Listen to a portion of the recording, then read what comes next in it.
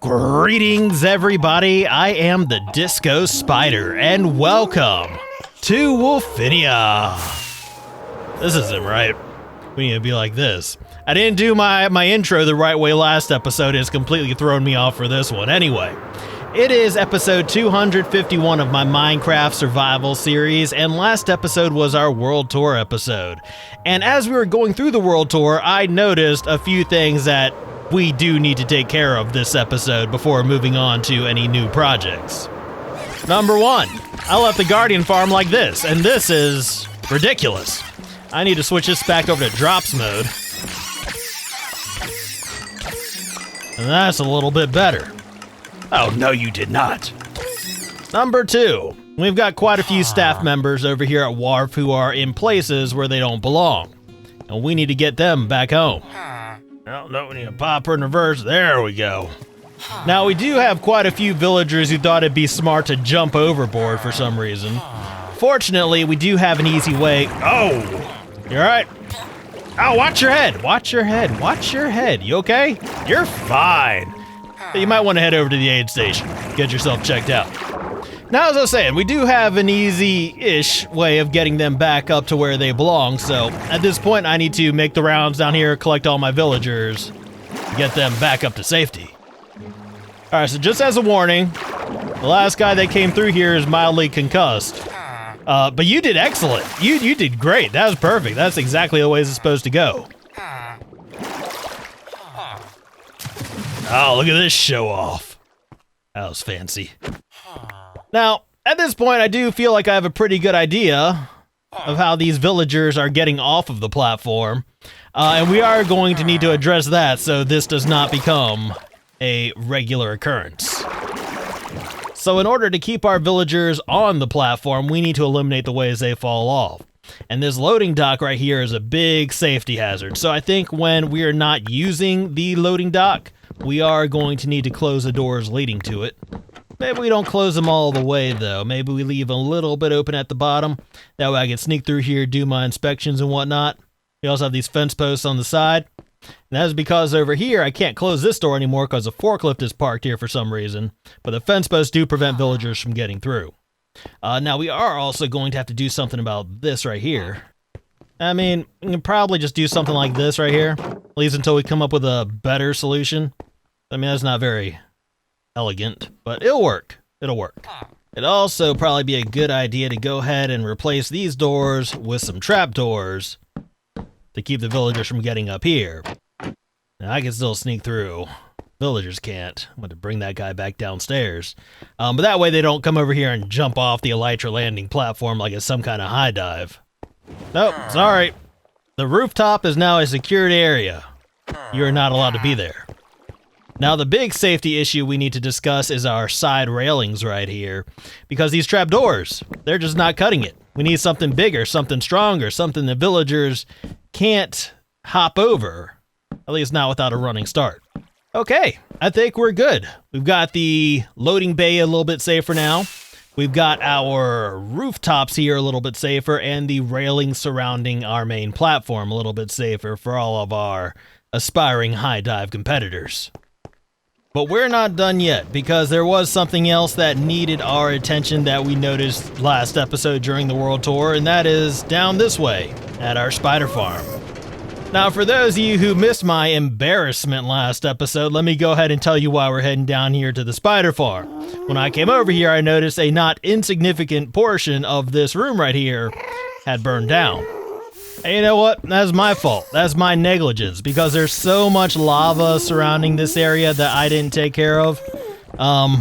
We're going to need to take care of it now. So the plan is to just get rid of all the lava surrounding this structure, to just carve away out the area surrounding this structure until we can be 100% sure that there will be no more lava setting this room on fire. And then after all that, we'll actually get to today's project. So, this is going to take me a few minutes, but I'm going to get it taken care of.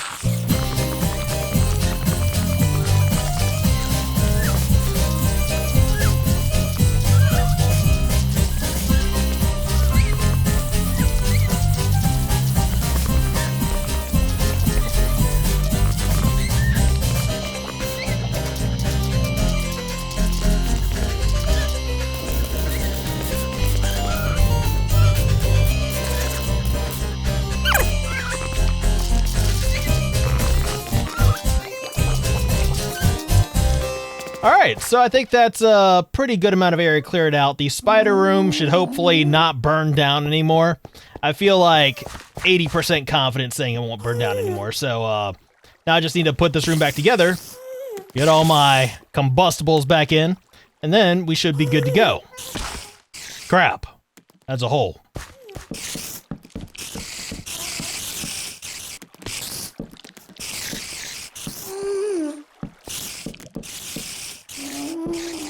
And I think that should just about do it. So the room is now back in one piece. I'm feeling fairly confident it won't be reduced to cinders again. And that means our spider farm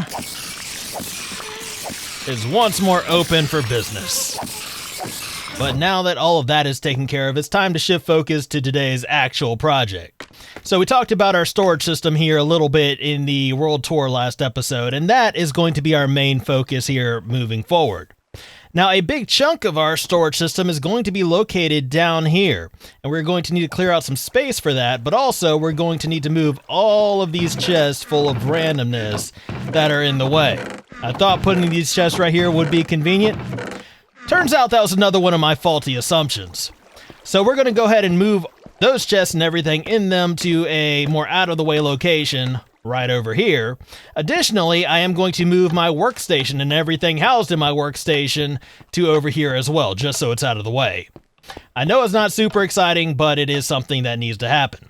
So at this point, let's go ahead and call the drone on over here, put on a little bit of music, and get to work.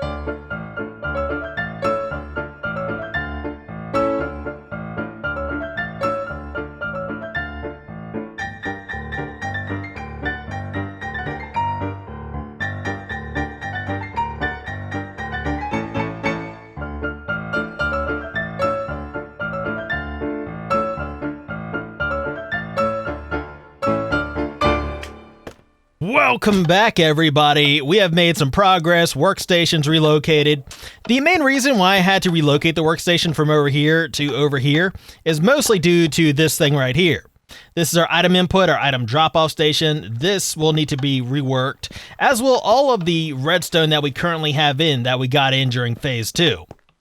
We're not doing that today. Another thing we're not doing today is we're not going to be clearing out this area down here to make room for our new redstone for the storage system, because I'm not ready for that yet. So what are we doing today, you may ask? Well, what we're doing today is nothing that's going to show any type of visible progress. We're just getting prepared to work on the storage system today, and I know that's not a great idea for the episode after the World Tour, because we probably do have some new viewers here expecting to see me actually build something. It's not going to happen. We're not building anything today. I got more important stuff on my mind. For instance, I'm thinking about pumpkins. Why am I thinking about pumpkins? Why am I thinking about pumpkins? It's because I need some jack-o'-lanterns. Maybe need is too strong of a word. I want jack-o'-lanterns. I want a solid block that emits light. And jack-o'-lanterns just so happen to be a solid block that emits light that I can make an absolute ton of. And we're going to use these in the construction of our storage system to minimize the lighting updates of all the redstone that will be going off. And you should be proud of me. You really should, because look at me over here actually planning stuff. This is what happens when I plan stuff. I end up making jack-o'-lanterns. But yeah, I think it's going to definitely come in handy. So at this point, I got a bunch of pumpkins this year. I'm going to go ahead and share them.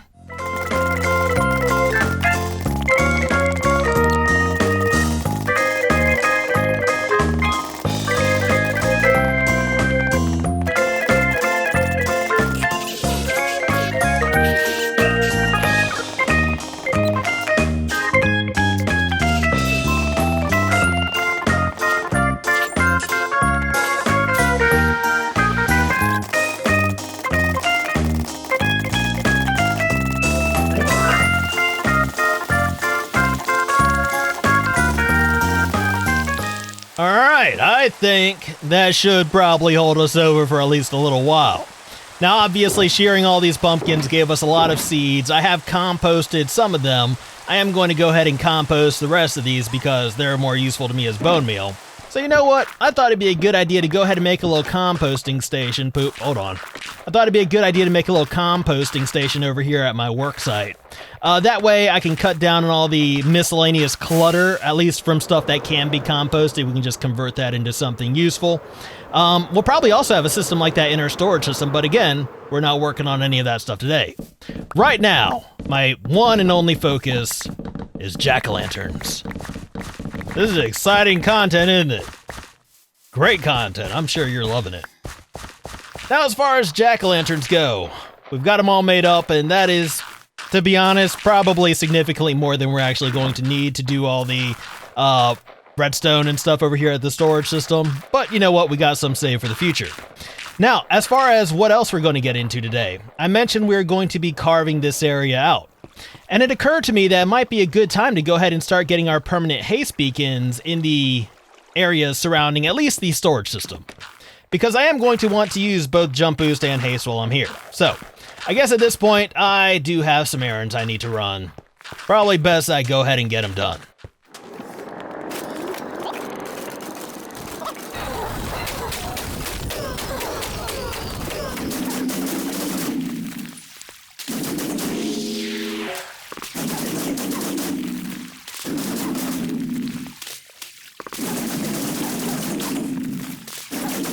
Alright, I think I now have everything I'm going to need to proceed with the beaconing. So we are going to need to deepen this beacon right here along with this beacon right here. Those need to go down to the super deep depth that all the other beacons that we have, at least in the range of our storage system, have already been deepened to. Including this one right here, hopefully. Yes, we've done this one. So we only need to deepen 2 beacons for the time being. Additionally, we are going to want to make our way down to all of the beacons that are within range of where we're going to be working for our storage system project and adding a second beacon power to them. Which means we're going to be kind of cutting back the walls, expanding the beacon pyramid, adding our second beacon, having jump boost and haste ready to go whenever we need it. We are eventually going to be adding a third power to these beacons, but that is not essential to our forthcoming project, so we're not going to worry about it right now. The beacon project will continue eventually. Right now, as I said, we're more focused on the storage system project. So at this point, let's go ahead and call the drone back over here, put on a little bit of music, and get back to work.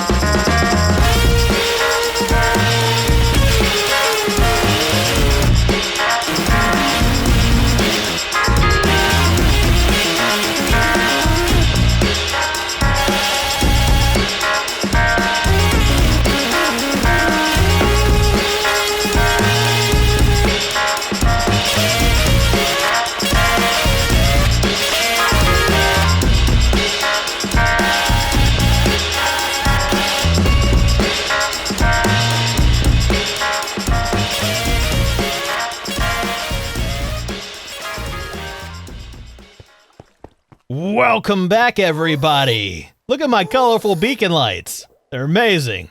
We got the blue beacon for my jump boost, the yellow beacon for haste. If you look up at the top right-hand corner of my eyeballs, you can see why. But again, we will be adding a third beacon power to this eventually, but Right now, haste and jump boost are all we really need to do what we're going to be doing with the storage system project next episode. Again, I'm not building anything in this episode. But this is actually pretty good progress on the beacon project. We've got all these beacons here now doubled up. And obviously there's a lot more beacons we will need to address in the future. But we're going to put off addressing those until the future. Now, while haste is a very beneficial ability to have, it's probably not always useful. For instance, if I'm over here tearing something down, I don't want to accidentally hit something I don't want to hit and just tear down a whole bunch of extra stuff and then have to rebuild it, right? So it would probably be a good idea to have the ability to turn our haste beacon off when we want to. And I was thinking that down here at the bottom of our ore breaking site, this would be a good spot to put in our haste beacon controls. Now I will say this is not something I plan to do in this episode. This is something I was planning to do, just not in this episode, but turns out I do got a little bit of extra time and this would come in handy, so we're just gonna go ahead and do it. Crap! Hi! Go away! Stop it! Stop! I'm done dealing with spiders today! I already dealt with spiders! My goodness. Well, that does kind of ruin our plans a little bit. Actually, no, not too much, because we're just running the redstone down. We're not deepening the ore breaking area. So we should be fine. I forgot to bring an extra bunch of torches. We're going to need to get some torches before we actually do any work down here. I got some upstairs, so you know what? We're fine. Now, did we get anything useful from this? Yeah, I'll take that. That's cute. But now we should be roughly in the same area as our beacon. So what we need to do is, well, first off, find a beacon. And there should be one this way because there is a beacon in the central waterside area that is very close to our ore breaking area. But basically what we need to do is run redstone from the ore breaking area to each of our beacons. There we go. And basically what we want to do is be able to disable our haste beacon when we need to. And that should be a simple matter of just using a piston to push a block over the beacon itself, removing its sky access and taking away the power. And if we do decide we want haste, well, we just got to retract our pistons and boom, we have haste again. At least that's how I'm picturing this working. Oh, diamonds. I like diamonds. I don't need diamonds, but I like them.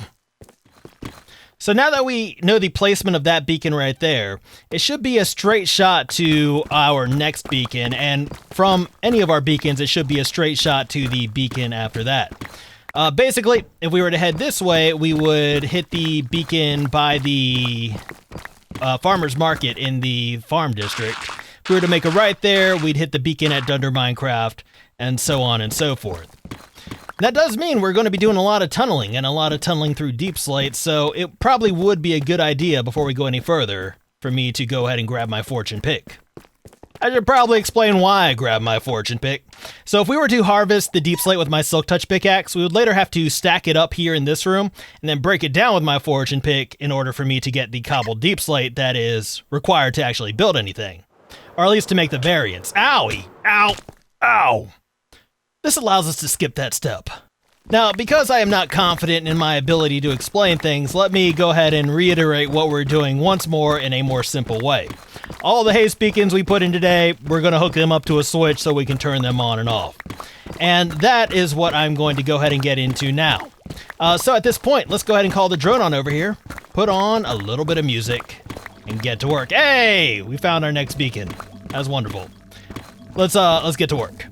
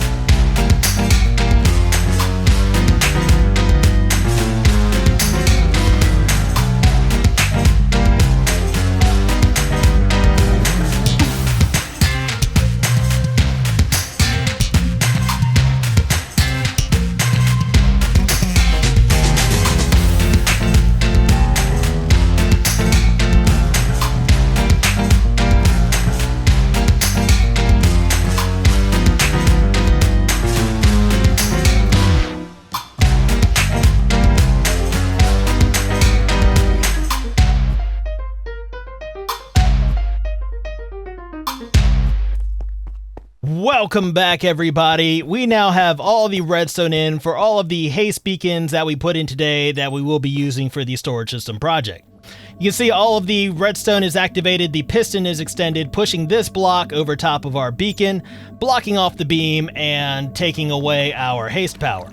But if we did want to activate our haste across the whole city, all we need to do is pull one simple switch. And I'm going to go ahead and take you over there now. You remember how I told you we were going to activate everything from our ore breakdown area? We are now set up to do just that.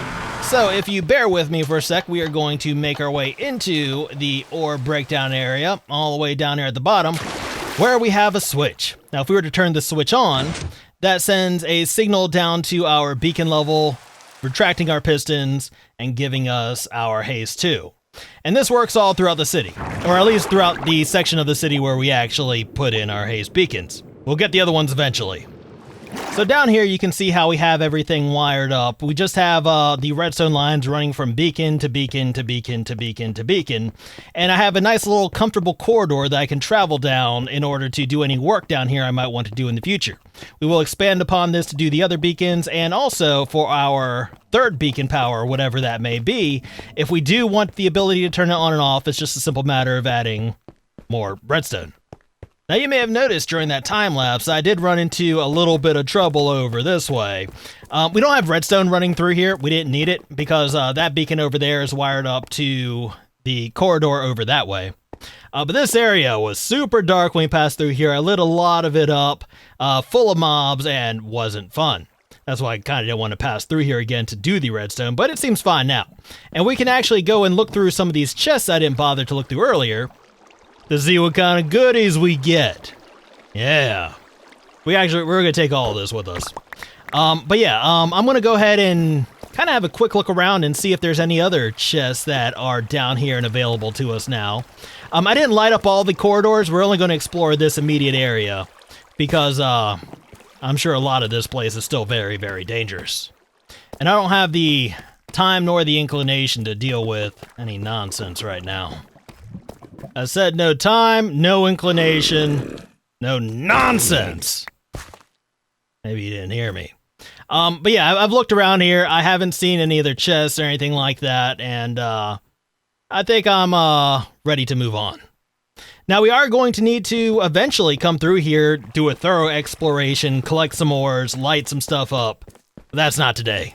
That is definitely not today. So this is what I've been waiting for a long time. The storage system project, the new storage system project has finally begun, and I am looking forward to continuing it next episode. But that is going to do it for us today, guys. I hope you enjoyed this one. If you did, please be sure to hit that little thumbs up button. That would mean a whole lot to me. And if you want to see more of Wolfinia, please remember to subscribe. But as always, I just want to thank you guys for hanging out today. I deeply appreciate it. And until next time, I am Bigote de la Cabra, and I will see you guys later.